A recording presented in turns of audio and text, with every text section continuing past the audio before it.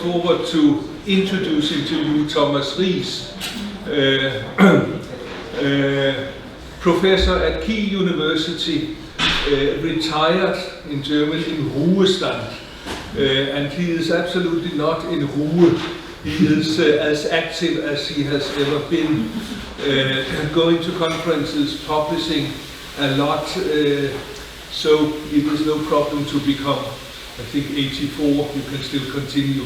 Historians become better the older they get. Thomas Riis has been working with a lot of different topics, social history, economic history, political history of Denmark, of northern Germany, of Scandinavia. He has published 2 huge books about Scotland in the Middle Ages, urban history, where he has been highly placed in the Commission for Urban History, European Commission for Urban History. And he has done also a lot of work on Estonia and on Baltic history in general. He will talk now on the status of Danish Estonia, a colony or part of Denmark, and Stefan has very kindly agreed to be Thomas Riis. Yes, and before I start, I will just say I should greet you all from him. He is very unhappy that he can't be here today, and he hopes that we all enjoy this conference. So, Thomas Riis has written on the status of Danish Estonia, a colony or part of Denmark. So, when Thomas Riis in 1992 first visited Estonia, he was astonished to see a multitude of Danish flags all around Tallinn. And you may be understanding why there are Danish flags all over Tallinn. What he did not know then was that Tallinn's coat of arms has got the same colors as the Dannebrog, the Danish flag. Also, as far as another symbol is concerned, the Danish connection is obvious, as Estonia's coat of arms is almost identical to that of Denmark. The 2 of them show 3 lions, as you can see, but only the Danish one has a number of hearts. It is reasonable to assume that the use of these symbols date from the Danish period, thus before 1346. The Danish coat of arms is known since the 1190s, and when the Duchy of Schleswig was definitely created in the 13th century, its coat of arms was a derivation of that of Denmark, as you can see here. It has only 2 lions, but also holding the Dannebrog. So, consequently, it is reasonable to infer that when Estonia was made a duchy in the 1260s, its coat of arms was another derivation of that of Denmark, as the hearts were left out. The Danish conquest of Estonia began in 1219, but the revolt of 1223 weakened Danish rule considerably. For the next 15 years, Estonia was the apple of discord between Danish, German, and pontifical interests. Only in 1238, when the Teutonic Order had been fused with the Livonian sword brothers, an agreement was reached between Denmark and the Teutonic Order. The provinces of Haria and Vironia should be ruled by Denmark.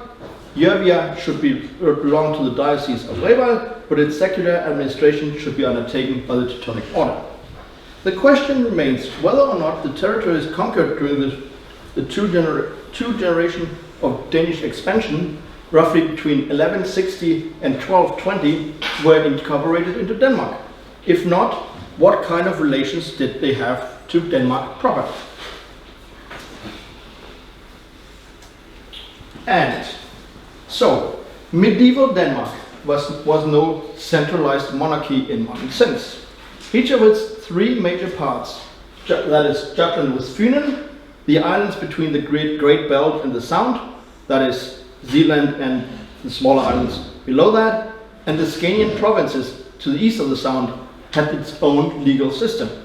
In 1241, the Parliament adopted a legal code probably intended for the entire country.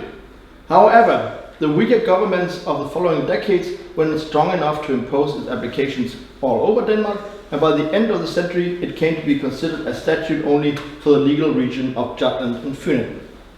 The earliest Danish conquest during the expansion of the 12th and 13th century was probably that of Fehmarn. The island of Fehmarn is, if you don't know, this small island here.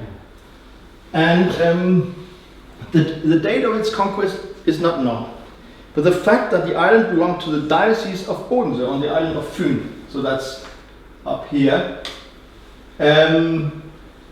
could mean that it had been conquered before the creation of the bishopric of Oldenburg and Holstein, which in 1160 was transferred to Lübeck. So I've put it around 1150, but the date may vary. The revenues from Fehmarn belonged, like those of Rügen, to the royal office and did not go into the royal private coffers. But otherwise, Fehmarn enjoyed a large autonomy. Rügen, which was conquered, Rügen is over here, in 1168-69, we can always discuss that, was incorporated into the Diocese of Roskilde and remained so until the Reformation of the 16th century. Its native rulers were baptized and left in office as vassals of the Danish king. In the 13th century, the Prince of Rügen regularly attended the Danish parliaments, and in this his statue was like that of any other feudal princes from the Danish provinces of Halland or Schleswig. Already in 1184, an assembly of Danish magnates appears to have been convoked in order to deal with a conflict involving the Prince of Rügen. It thus acted as a supreme feudal court. In 1185, the Duke of Pomerania, and Pomerania is over here, was forced to recognize Danish suzerainty, which was maintained until the second quarter of the 13th century.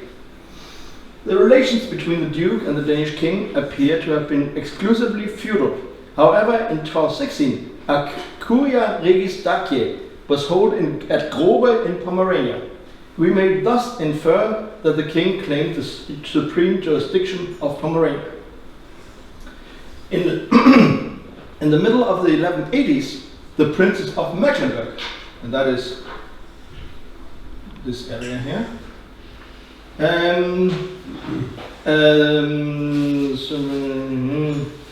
the Prince of Mecklenburg had to accept Danish suzerainty, again on a feudal basis as in the case of Pomerania.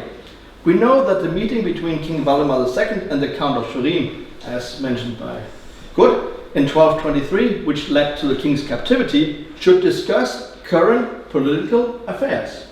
The topics were not only concerning local Mecklenburg, but were of general interest for the entire monarchy, like a crusade to Livonia, the coming of a pontifical legate accredited to the provinces under Danish jurisdiction, or the establishment of the Black Friars. Consequently, the Count of Schwerin must have been considered a feudal prince of the monarchy, with whom important matters ought to be discussed. Since the submission of the Prince of Mecklenburg of Pomerania between the Polish border and Denmark, only Holstein, that is this area down here, and the westernmost part of Mecklenburg remained free. It could only be a question of time before Denmark would try to obtain control of the remaining coastal provinces. This took place between 1194 and 1203, and the surrender of Lauenburg in the latter year meant the end of the conquest. In 1201, Lübeck had recognized the Danish king as suzerain. The princes of Mecklenburg were recognized as lords also of Western Mecklenburg, whereas Holstein was ruled by a governor directly under the king of Denmark, and this eventually became Albert of Orlemünde. The conquests were reflected in the latter's title. Initially, he had only been Rex Danorum, king of the Danes, but after his recognition as suzerain over the Slavonic territories, he added Sclaverumke and of the Wends to the title.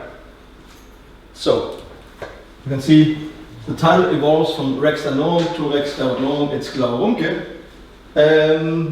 King Valdemar II, who finished the conquest of Holstein, also took the title of Dominus Norrabinge, Lord of Norrabinge, as that is Holstein, adding that to the title of Dux Jutiae, Duke of Schleswig. Some sources indicate that the duchy was created in the 1190s. In his conflict with the Emperor Otto IV, Frederick of Hohenstaufen, son of the Emperor Henry VI, would neutralize Denmark as a possible supporter of Otto. Frederick recognized the Danish conquest in the empire, that is Holstein, in the regions north of the rivers Elbe and Elde, which must refer to Mecklenburg. This took place at the turn of the year 1214-1250, and accordingly Valdemar again changed his titles. After 1215, he called himself only Danorum Sclaverumque Rex, king of the Danes and the Wends. This must mean that Slesvig was no longer considered a special entity and that Nordrhein had been incorporated into Denmark. Consequently, its bishops were considered suffragans under the Archbishop of Lund. As late as in 1224, the Archbishop intervened in a question relating to the Diocese of Lübeck, and 20 years earlier, the governor of Holstein had decided the election of the Bishop of Ratzeburg as a representative of the King of Denmark. The Danish expansion south of the Baltic had initially been undertaken in self-defense in order to prevent the Vendic incursions into southern Denmark. The Danish interest in Estonia had probably the aim of taking part in the trade with Russia. A bridgehead in Livonia would give access to Russia by way of Smolensk, and from Estonia, Pskov and even Novgorod could be reached. The first campaign against Estonia probably took place in 1197. Its primary aim appears to have been pillage. In 1203, pirates from Øsel did the same in the eastern Danish province of Lista, and that is just between Scania and Bleking, so in the eastern part of the Danish kingdom. Only 3 years later, and again we see that it takes a couple of years to actually prepare an expedition, came the Danish answer in the shape of an attack against Øsel. In the meantime, the Pope had authorized the Archbishop of Lund to consecrate a bishop in Estonia in a town converted from paganism. So, the Danish activities in Livonia were seen as a danger to the German mission. At the same time, the Estonians had sought and obtained Russian aid against the Livonians. In 1216, the Bishop of Riga campaigned in Estonia, which caused the king's nephew Albrecht of Orlamünde to take the cross and to fight in Estonia, with a certain success. In 1218, he went back to Denmark in the company of the Bishop of Riga, of Estonia and Zemgallen, in order to solicit Danish aid to protect the Livonian Church. Valdemar promised to make a campaign against Estonia in 1219. In anticipation of its success, the Pope allowed King Valdemar to place any conquest in Estonia under Danish rule, also as far as the church was concerned. The Danish forces could establish themselves in Estonia, but had to fight local tribes aided by the Germans. However, in spite of the revolt of 1223, Danish rule in Estonia had not been completely annihilated. The ensuing 15 years were troubled, and only in 1238 Danish rule was fully recognized through an agreement between Denmark and the Teutonic Order. The Bishop of Reval was ex officio a member of Danish Parliament like any other bishop belonging to the ecclesiastical province of Lund. Consequently, we see him attending the parliamentary sessions. In this respect, Estonia was a normal Danish province, and we have seen that Denmark had a jurisdictional diversity. The fact that Estonia had a legal system different from those of the other parts of the monarchy does not necessarily mean that its status in relation to the central government was different than any other province. So, according to the late Danish historian Knud Fabricius, the regnum consisted of the provinces of Denmark proper, whereas the corona meant the transpersonal concept of a monarchy within as well as outside the regnum. For him, the conquered provinces belonged to the corona, not to the regnum. However, the change of royal titles after the secession of northern Germany speaks against this hypothesis. When about 1300, the classical province of Lund was placed under an interdict. This also applied to the Diocese of Lund, or to the Diocese of Reval. So Estonia is actually seen as a part of the Danish realm. In 1329, King Christopher II recognized that Estonia could never be alienated from the Danish crown, nor from the realm of Denmark. Here it was clearly considered to be a part of Denmark. In 1301, a pontifical bull stated that Estonia was far from Denmark's original territory, but it was a part of Denmark. This must mean that sometime before 1301, it has been enlarged by the incorporation of Estonia. The Treaty of Alliance from 1304 between the royal Estonian vassals and the Teutonic Order declared that legally the king could not separate the vassals from the crown, and this for two reasons. Both the king and the vassals were bound by the agnatic rule of succession, and secondly, because of vassals' original status, as since the days of paganism they had been connected with the crown.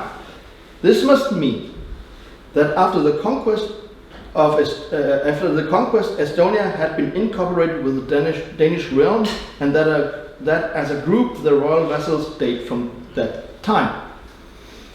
The explanation is confirmed by the already mentioned circumstance that the conquered parts of northern northern Germany were incorporated into Denmark after the cession by Frederick II to Valdemar II.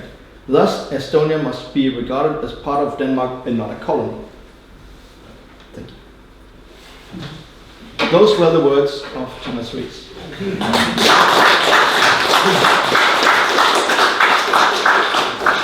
Yeah, thanks a lot for reading this paper. What do we do now? Any comments, questions? Not to Thomas Riis, to Stefan, or anyone who wants to comment on this idea, whether Estonia is a colony or was incorporated and part of Denmark.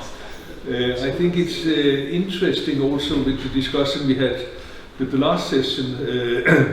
Can you sell? You can sell a colony.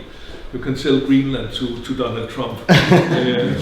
You cannot sell Greenland because that's part of Denmark, but could you sell Estonia?